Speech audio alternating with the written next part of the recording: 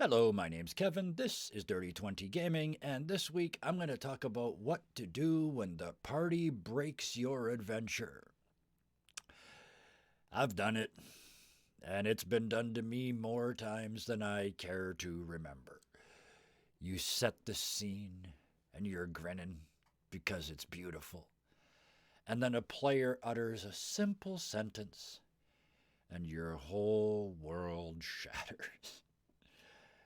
You look down at 8 pages of notes, 2 maps, and a really important NPC encounter, and it's all gone. It's time to improv. So, what do you do? First thing I do is acknowledge what's happened. I generally do this by swearing gently at the person who came up with the idea. And I do mean gently, something like calling them a bastard and not an F bombed lace assault on their parentage. And it is definitely a bad idea to accuse them of pedophilia, but definitely let them know what they've done. Do a note drop. I mean, take that pile of papers and on the floor. Right? It's a little petty, sure, yeah, but it lets them know what's coming. It lets them know that from this point on, it's 100% improv. Quick note though, do not do this if you keep your notes on a laptop. That's too much. But secondly, take a break if you need to. I mean, if you come up with something on the spot and you're ready to go, then just keep going. But don't feel bad about calling a 5 minute bio break. And you rebuild your world while everybody else is peeing. At this point, you are sitting at the table asking yourself a very simple question: what's important? Do they need to meet this NPC? If so, how am I going to do that now that they blew up the place they were going to meet him in? I need them to get this piece of information, and they're not going back there, so they're not going to get it. So, where can I put it in a believable place where they're still going to find it? Or an item. They're on a quest for an item and they just blew by the room that it's in. You have to get them back there, which is really railroady, or you can just put that item somewhere else where they're going.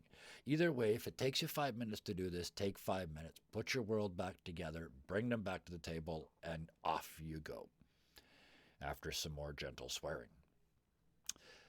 Third, and this one's not real obvious, reward the bastard that did this to you.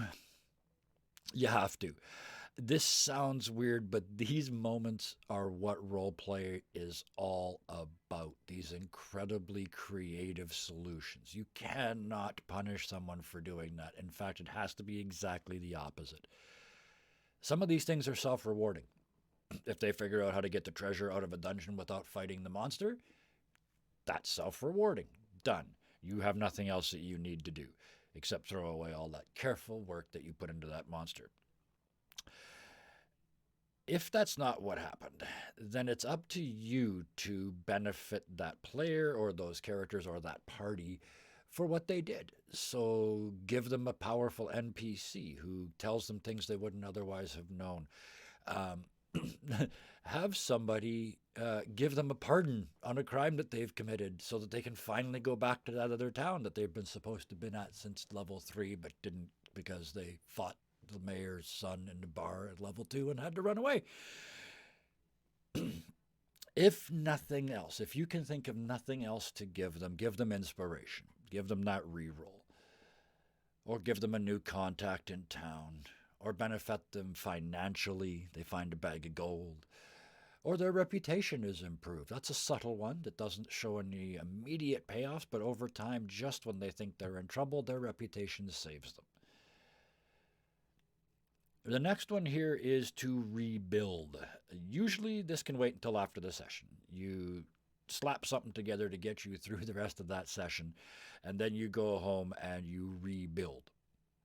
And again, this is about fixing things that are now broken. So if your party killed an NPC that they needed, you need to make a new one. that has the same information, and it has to be believable, and you have to come up with a place where they're going to meet them. If the party burned the information they were supposed to save, just as an example, put it somewhere else. They don't know that they burned, that box that they burned had the plans for the war in it. Put the plans for the war in somebody's desk in the next town. Everything works out in the end. The next one's difficult. They killed the big bad before they were supposed to. He went into a wooden building with no windows. They blocked the only door, lit it on fire. He's dead. It's only level 4.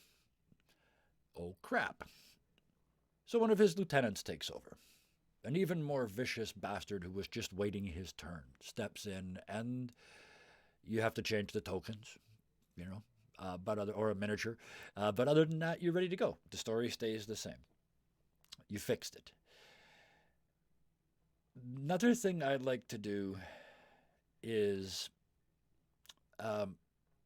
if they've committed a crime, this one's probably more common with new players and they do something stupid.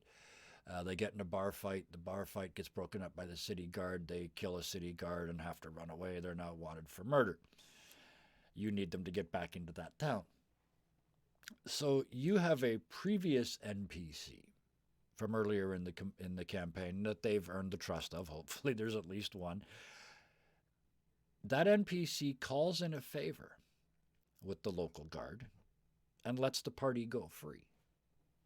But that NPC either can't or won't ever help the party again. So it fixed the problem, but there's still a price to be paid. In short, let's do a do and don't list. Do reward brilliant gameplay, even if it wrecked your adventure. Don't punish anybody for breaking your game. It's our game and our story, not my game and my story. We're going to tell it together, which means I'm going to get surprised sometimes and you're going to get surprised sometimes, and that's how this works. Do acknowledge what happened. Do tell them what they just did, but don't force it back artificially. Don't try and retcon it. Don't just say, oh, well, this happens and completely negates your brilliant plan. Don't do that. Bring them back on track over time in a narratively consistent way that works with the story. Do rebuild and continue. I have had this done to me any number of times. It has never been fatal to a plot. It's staggered a couple plots, but it's never actually killed one. There is a way out. It's up to you to figure out that way to rebuild and continue the story. Don't panic and rage quit. No one will ever play with you again. If you play online, that's bad enough, but if you throw your dice and storm out of somebody's house, I would hope that you would have the decency to apologize and go back. Anyway, that's a side note. A couple things to remember. You do this to their plans all the time. How many times have you sat there at the table and listened to your party put together a plan of attack, a plan of approach, a way to get through this dungeon, a way what they're going to say to that person, and then you as the DM completely shatter that plan with one carefully dropped sentence? This is just payback for that. It's their turn to get you. So remember that when they do that to you, you do it to them all the time. Another thing I like to remember is share the story. Bring it up again at the end of the session. Bring it up again when it's appropriate in the future. Make a video on YouTube and talk about all the times it's happened. Bring it up again and again. These are moments your players should be proud of. The day they broke their DM.